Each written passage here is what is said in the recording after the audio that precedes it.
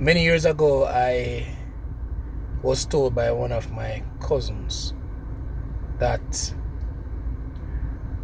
I'm not truly a Manning. And probably you will not believe why he said that. We were having a conversation, and in the midst of the conversation, he asked, so, well, go on, get a girl and get some youth and rare. Mind you, I was about, I don't want to give her exact age because honestly I don't remember the exact age that I was. What put it about 21 there, about, or 20, somewhere around that region. Wasn't that old, my early 20s. And I said, no, I'm gonna get married and settle down. And for me at that time, I thought that that would have been a good thing to aspire to do, wanting to get married and settle down. I'm saying married, young boy like you're married. Granted, I'm older than him at the time, and I'm actually older than the cousin in question. And he was saying married, get married, so young boy like you get married. You know I'm Manning then, man. Left marriage for old people. Left marriage for old people. You talk about married. Young years. You can get married and you do your thing already and you decide you want to settle down.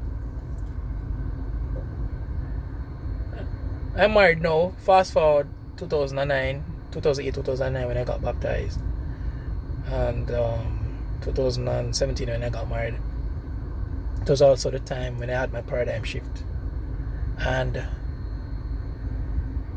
I'm realizing something, and this is why I'm sharing this video now.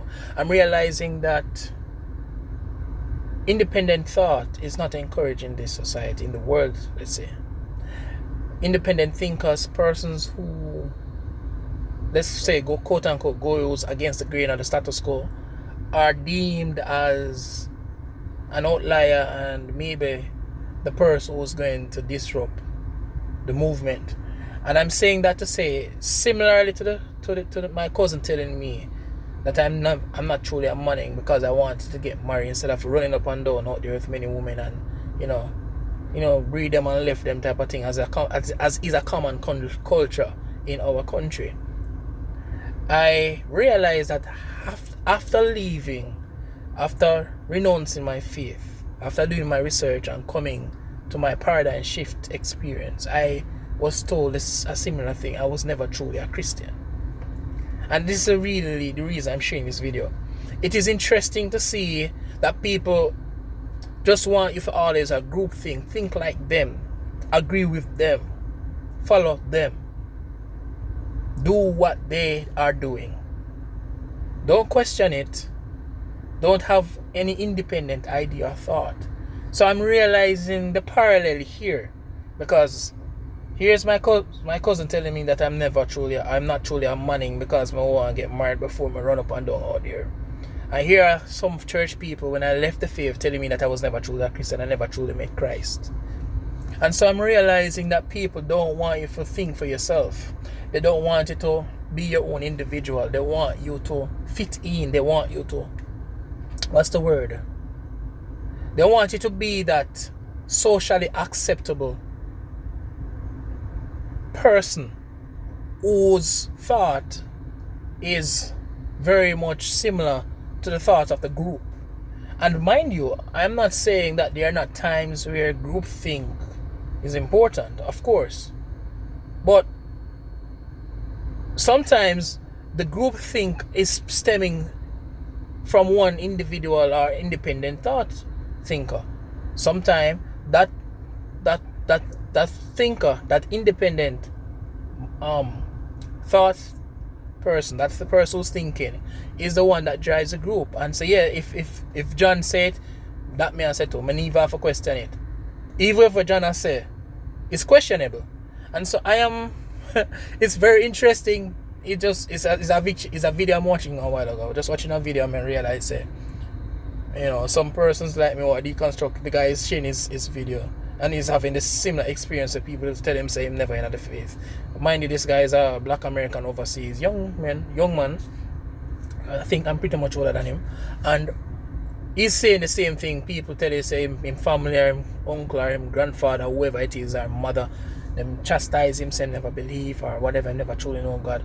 And it's very presumptuous of someone to tell you that you don't belong because you are thinking for yourself.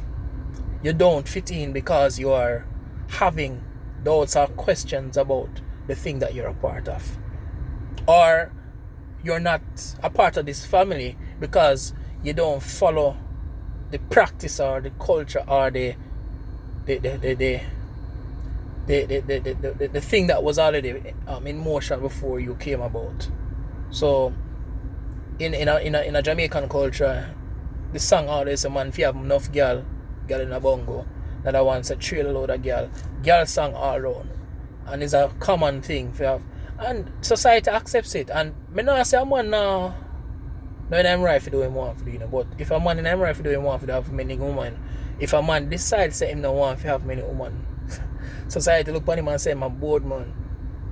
Our society, Jamaican society, you're bored man. From school days marry them thing there. If you don't have a woman, them question you. If you don't have a woman, if you decide say you want to go celibate, celibacy in Jamaica is like you're bringing on some forces by you. It's like if you tell people say you're celibate, or you tell people say yo, I want woman you thing there, one burner them I go call it straight up. And the point me I make is that shifting away from that thought to the thought of persons who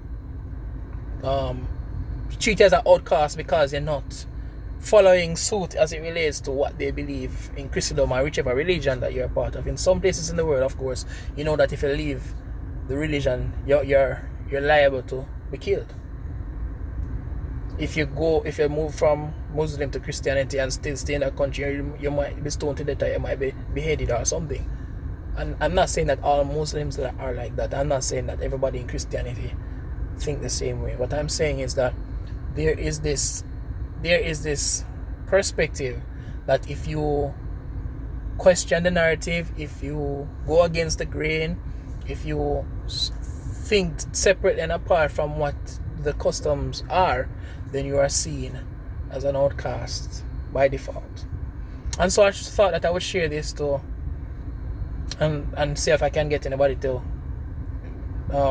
chime in to give their opinion on the matter, because I really think it's kind of ridiculous when I look at it. I know that as a species we have to socialize and we have to have people agreeing with each other, collaborate with each other, but I also know that we are all individuals and we have all our individual minds. And so if you're an individual who are not allowed to express your individual thought, then that is making your humanity insignificant. For wanting to keep the group alive, you have to sacrifice yourself. You have to downplay your thoughts, your ideas, your thinking. And I just don't think that is right, and I don't think that I am going to subscribe to that. But let me know what you think.